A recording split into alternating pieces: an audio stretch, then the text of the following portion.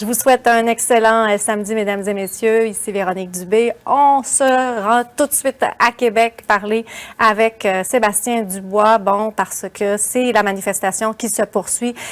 Donc, des convois de centaines de personnes qui sont attendues là-bas, Sébastien. Alors, le soleil se lève sur Québec et les manifestants sont de plus en plus nombreux.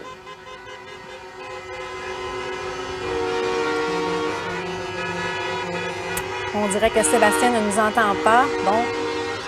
Ah oui, il y en a énormément là, qui viennent d'arriver au cours des toutes dernières minutes. Et je pense que de toute façon, on peut les entendre. Vous allez voir donc sur le boulevard René Lévesque, ce convoi de la Beauce là, qui est arrivé au cours des dernières minutes. C'est des dizaines et des dizaines de personnes, des camions, des véhicules également qui sont arrivés donc au cours des dernières minutes. C'est à perte de vue là, sur René Lévesque. Si on est capable, lorsque le camion va se tasser, l'autre point de vue où on était tout à l'heure, là, il y a une masse de monde également qui s'installe le long et sur les côtés là, de l'Assemblée nationale. Bien sûr, les policiers sont présents en grand nombre, on l'avait dit, et il y a une portion du boulevard René Lévesque là, qui est fermée à la circulation justement pour installer les camions. Le reste, ça se fait à contresens. Mais écoutez, les gens l'avaient dit, on va se présenter à Québec. Ce sera la plus grosse journée de manifestation aujourd'hui. Des gens d'un peu partout, des quatre coins de la province qui se sont donné rendez-vous donc ici du côté de l'Assemblée nationale. Et ça continue d'arriver là par dizaines et par dizaines. On a croisé des gens ce matin, bien sûr. Ils sont tous ici pour la liberté de choisir, pour l'abolition des mesures sanitaires. Les gens de la Beauce, entre autres, qu'on a rencontrés un peu plus tôt ce matin, je propose de les entendre. C'est pour mes enfants puis pour tout le monde. Ben, la liberté. Ça me dérange pas que vous portez le masque ou que vous faites vacciner. C'est votre choix. Mais obligez pas les autres personnes qui en veulent pas. C'est tout simplement juste ça. Faut qu'on cesse les mesures puis qu'on se parle. Parce que là, présentement, le gouvernement, Legault et Trudeau font en sorte qu'on ne peut plus vivre. On vit avec la peur.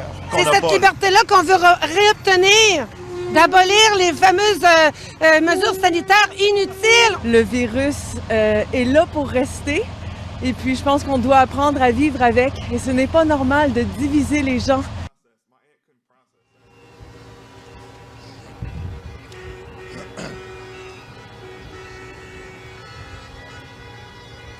Alors, on verra de quelle façon aussi la police de Québec gérera toute cette manifestation aujourd'hui parce qu'on l'avait dit, on ne veut pas qu'il y ait de débordement. Mais déjà hier, au niveau des co-organisateurs, on entendait entre autres Bernard Rambaud-Gauthier dire que le deal, si vous me permettez l'expression qu'on avait avec les autorités, il ne semble pas le respecter parce qu'on a refusé qu'il y ait un camion, entre autres, avec du ravitaillement pour de la nourriture qui s'installe ici.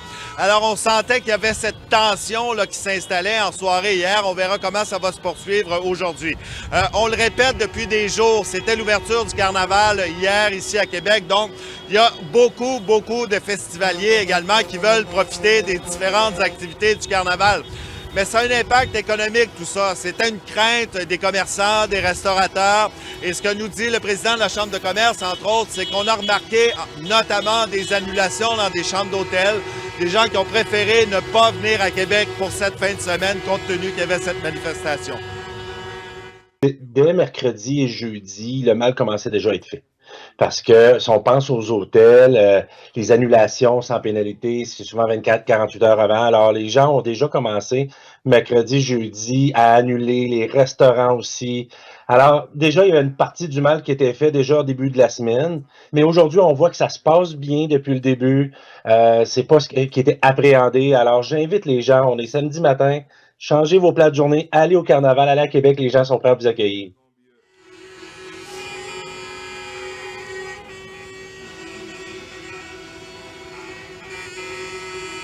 Alors, du point de vue qu'on a, là, tout juste à côté de l'hôtel Hilton et de la colline parlementaire, c'est vraiment des camions à perte de vue au moment où on se parle, des camionneurs qui sont arrivés, entre autres, de la Beauce, essentiellement un important convoi qui a pris la route ce matin.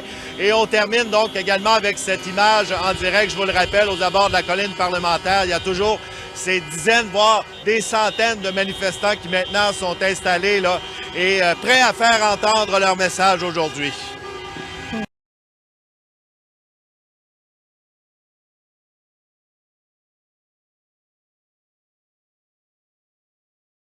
sont déjà des centaines réunies devant l'Assemblée nationale à Québec pour réclamer la levée des mesures sanitaires. Alors, Karianne, les manifestants sont aux alentours du site du Carnaval où vous vous trouvez présentement. Comment ça se passe?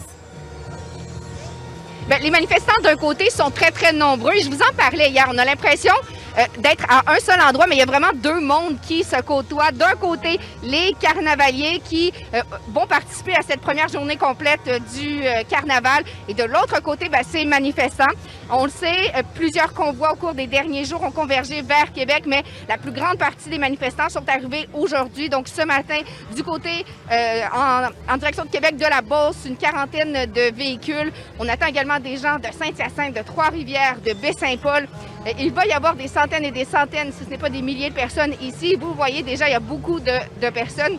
Et là, je dois dire que c'est assez cacophonique parce qu'on entend la musique du carnaval d'un côté et de l'autre côté, les klaxons. D'ailleurs, les véhicules, pour l'instant, ne peuvent pas se stationner. Alors, ils font des ronds sur René Lévesque, redescendent la côte et reviennent sous les acclamations nourries là, des supporters qui ont des pancartes, qui ont des trompettes, qui les encouragent. C'est maintenant rendu une manifestation contre les mesures sanitaires. Les gens veulent voir le passeport vaccinal disparaître, veulent également qu'on cesse de mettre des masques. On a parlé avec quelques manifestants, savoir pour quelles raisons ils s'étaient mobilisés. On peut les écouter. C'est pour mes enfants puis pour tout le monde. Ben, La liberté. Ça me dérange pas que vous portez le masque ou que vous faites vacciner. C'est votre choix. Mais obligez pas les autres personnes qui en veulent pas. C'est tout simplement juste ça. Faut qu'on cesse les mesures puis qu'on se parle. Parce que là, présentement, le gouvernement, Legault et Trudeau font en sorte qu'on ne peut plus vivre. On vit avec la peur. C'est cette liberté-là qu'on veut réobtenir, d'abolir les fameuses mesures sanitaires inutiles. Le virus est là pour rester. Et puis, je pense qu'on doit apprendre à vivre avec. Et ce n'est pas normal de diviser les gens. Karianne, on voit que les policiers sont prêts en cas de débordement et le maire a aussi été très, très clair à cet effet. Oui, parce qu'on a vu ce qui s'est passé du côté d'Ottawa. On ne veut pas que la ville soit maintenant un siège. Alors, c'est pour cette raison qu'on a empêché les véhicules de se stationner. Et le maire l'a dit, ne tolérera aucun débordement, aucun signe de violence, même si quelques personnes sont hostiles envers les médias. Pour l'instant, tout se passe dans une ambiance très, très festive. On peut écouter ce que le maire avait à dire. Bien, c'est tolérance zéro pour tout débordement. C'est tolérance zéro. De toute façon, si vous pensez avoir une cause et que vous la faites, vous la démontrez tout croche, il n'y a personne qui va vous écouter. Et notre corps policier est prêt de A à Z. Là. Donc, les plans de match sont déterminés en fonction de qu'est-ce qui arrive. Évidemment, il faut être deux pour danser. Si les gens décident de ne pas respecter les règles, bien, il va y avoir nécessairement plus d'autorité à mettre en place. Mais les messages sont clairs, les discussions avec les groupes de manifestants sont claires. Ils savent où la police va loger, c'est connu, c'est respecté, et ça va faire en sorte de faire respecter une bonne manifestation, mais de respecter les citoyens. Évidemment, Karianne, le Carnaval de Québec qui doit composer avec ces manifestations là, tout près de ces installations. Oui, et pour eux, bien, c'est certain que ce n'est pas nécessairement facile. C'est le deuxième carnaval sous le signe de la pandémie. Alors, il y avait déjà des mesures de distanciation qui avaient été mises en place. Néanmoins, bon, même si on s'attend peut-être à recevoir un peu moins de carnavaliers, de visiteurs, le carnaval a tout de même lieu. Et ce qu'on nous disait, c'est que ce sont des sites qui sont fermés. Alors, c'est pour cette raison qu'on n'a pas été obligé d'augmenter la sécurité. À chaque entrée, il y a des agents de sécurité qui, justement, regardent les passeports vaccinaux, regardent également fouillent les gens pour être sûr là, que tout est fait de manière sécuritaire. Alors, on nous disait pas de mesures supplémentaires, mais c'est certain qu'on est conscient qu'on cohabite présentement avec des gens qui sont peut-être un peu plus hostiles. J'ai parlé avec des familles qui nous disaient, écoutez, on va rester sur place. Si jamais ça dégénère, bien, on va simplement quitter. Mais pour l'instant, les familles voulaient profiter des rares fois où on peut sortir à l'extérieur, participer à une activité. On sait depuis plusieurs mois, il y a beaucoup de choses qui sont fermées. Alors là, il y a beaucoup de familles qui voulaient en profiter. On peut écouter leurs commentaires. On est venus quand même, là, c'est pas si pire jusqu'à date, là, fait qu'on va en profiter. Je trouve que les manifestants restent de l'autre côté de la rue, donc ça dérange pas trop. C'est sûr que les voitures qui font un achalandage dans la ville, c'est pas super plaisant à cause du bruit que ça fait, mais en général, je sais pas, c'est assez tranquille. Pour l'instant, on va essayer que ce soit le mieux possible. Si jamais on voit que c'est plus compliqué, on va s'en aller. Alors voilà, on va rester ici une bonne partie de la journée. Vous vous tenir au courant de comment ça se passe. On l'a mentionné, on attend énormément de routiers et plusieurs de leurs supporters qui devraient converger là, vers le début L'après-midi. Pour l'instant, on disait également qu'il y a 2 kilomètres de véhicules qui viennent de Saguenay qui devraient arriver ici au cours des prochaines minutes. Alors, on reste sur place pour vous tenir au courant de l'évolution de cette situation. Oui, merci beaucoup, Karianne. On se reparle plus tard.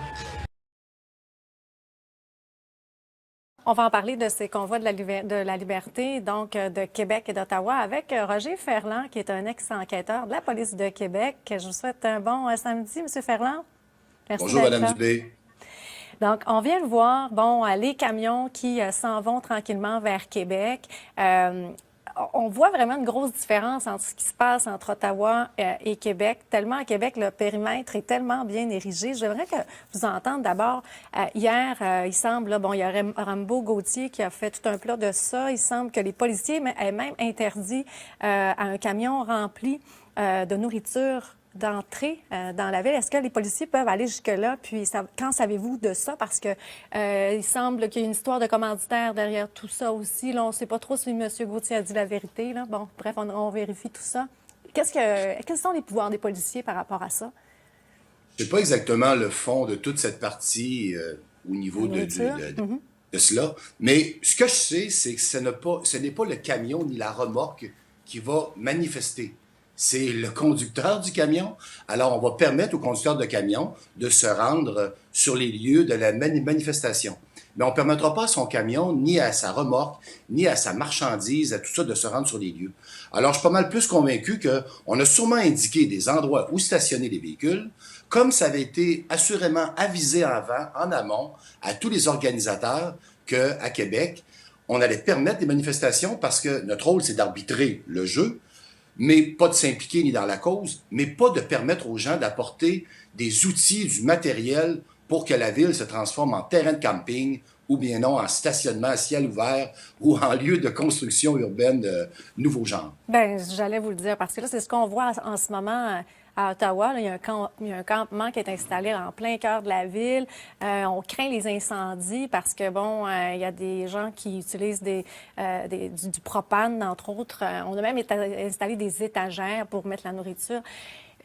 Qu'est-ce qui se passe avec la police d'Ottawa versus ce que la police de Québec peut faire?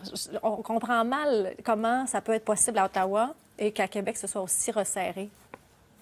C'est parce que, voyez-vous, en milieu urbain, je vais parler de la ville de Québec au départ ou de ce qui se passe au Québec. Le G7, on l'a déjà eu, le Sommet des Amériques et plusieurs autres activités où il y a eu de nombreux débordements. Puis, il y en a beaucoup à Québec. Alors, les habiletés ou les façons de faire en milieu urbain se sont développées beaucoup. Même si on sait que Ottawa est la capitale nationale, je ne pense pas que c'est là qu'il y avait le plus de manifestations dans le passé. Il y a beaucoup de revendications qui se font là-bas. Mais je ne pense pas qu'ils étaient prêts nécessairement à faire face à cela et qu'ils pensaient que ça irait jusque-là. Maintenant, ils sont en train de réajuster les procédures avec tout cela. Parce que je suis convaincu que Québec était déjà en lien avec Ottawa au départ, dans la communication du mois des informations, parce que c'est des débordements, c'est des assistances, des choses qu'on sait. Mais était-il vraiment prêt? Voyez-vous, en laissant l'entrée les camions, ça devient des véhicules béliers, ça prend de la place, ça obstrue facilement. Regardez, un paquet d'inconvénients, mais là, on est pris avec. Et on veut les déplacer, ce n'est pas facile. Ça prend des remorques, des dépanneuses, et je ne suis pas sûr qu'ils en ont assez là-bas pour tout faire ça. Et je suis pas sûr maintenant que les gens sont prêts, ils ont manifesté leur intérêt. Maintenant, on le sait. C'est pour ça. Est-ce que c'est des erreurs? Regardez, c'est de la planification, c'est des grosses opérations dirigées d'avance, mais là, maintenant, on ne veut pas poser des gestes maintenant à Ottawa qui vont amener plus de conséquences que ce que tu veux réparer. C'est toujours cette balance d'équilibre-là. Et nous aussi, comme policiers, on est pris avec la Charte des droits et libertés. Elle est là pour tout le monde. Elle donne des droits à certains, mais aussi elle limite et elle balise. Puis ça fait partie de la première règle qu'on a enchâssée dans la Constitution au Canada. C'est ce qui nous permet la belle démocratie qu'on a. Mais voyez-vous, là, on vit l'effet pervers.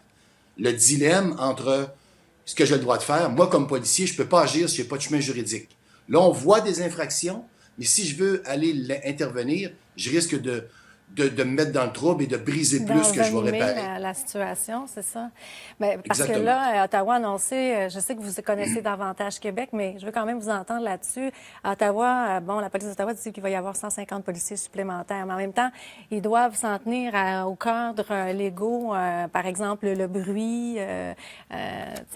Plusieurs se demandent pourquoi on ne fait pas remarquer tous ces camions-là maintenant, puis qu'on on nettoie pas la scène maintenant. Je pense que tout le monde y pense. Tout ça est facile à faire maintenant, mais c'est parce que la faisabilité, le désir et le fantasme de le faire, c'est deux choses. Là, ouais. Je pense pas maintenant que c'est facilement praticable de façon... On s'entend. Tout est possible dans la vie. Mais là, maintenant, les services policiers ont changé leur approche au fil des années. On veut plus des policiers qui font peur aux gens. On veut plus des policiers avec violence. On veut des policiers qui utilisent la communication stratégique, des partenaires, la collaboration. Mais il y a une limite dans le respect des lois. Mais là, voyez-vous, quel camion est en train de klaxonner en ce moment? Quand c'est facile de l'identifier, tu peux juste noter son numéro de plaque, identifier le conducteur, puis tu enverras le billet par la poste. Tu n'es pas obligé de le faire aujourd'hui parce qu'aujourd'hui, tu sais, ça va faire du grabuge. Mais est-ce que c'est ça qu'on est rendu alors que la situation a beaucoup dégénéré? Oui, plusieurs se demandent si, là, ce ne serait pas à l'armée d'intervenir là, à ce point-ci. Vous, qu'est-ce que vous en pensez? Est-ce que c'est une option qui devrait être envisageable? Parce que là, les citoyens sont, en bon québécois, sont à bout. C'est ça. Ben, si vous me parlez de l'armée, les armées, c'est des choses qu'on utilise en temps de guerre. Ouais. En ce moment, regardez, j'ai pas envie qu'on ramène les gens dans la peur, dans la crainte, la violence. Ah, c'est une solution, mais je pense pas que le Canada voulait ressembler à la place Tiananmen. Ouais. Et on est loin de ça depuis des années, nous, dans les façons de faire. Mais il faut comprendre qu'au fil des années, Mme Dubé, notre condition sociale a beaucoup évolué. On a parlé dans le moment donné des enfants rois qui sont devenus maintenant parents.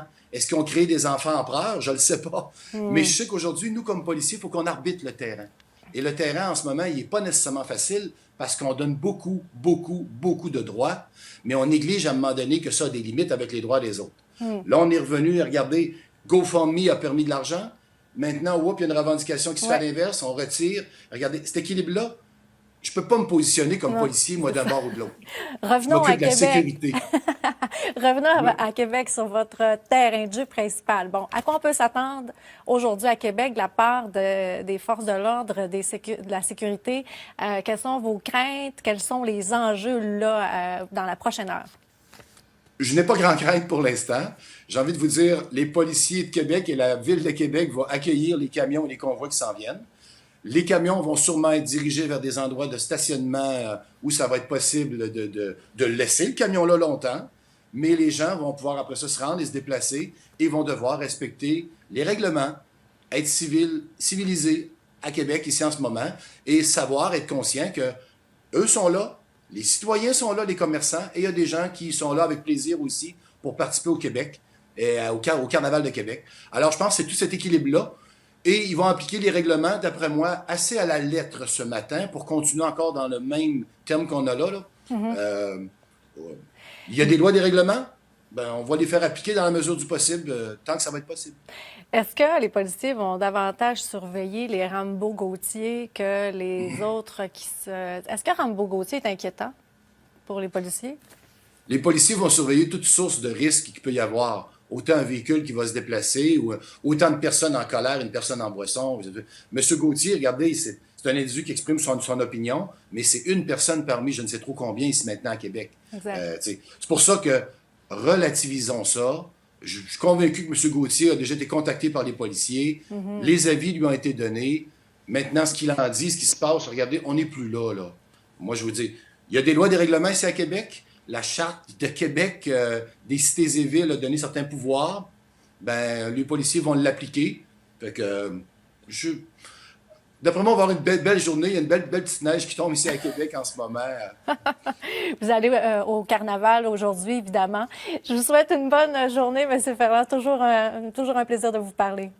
Bonne journée, Mme Dubé. Bye.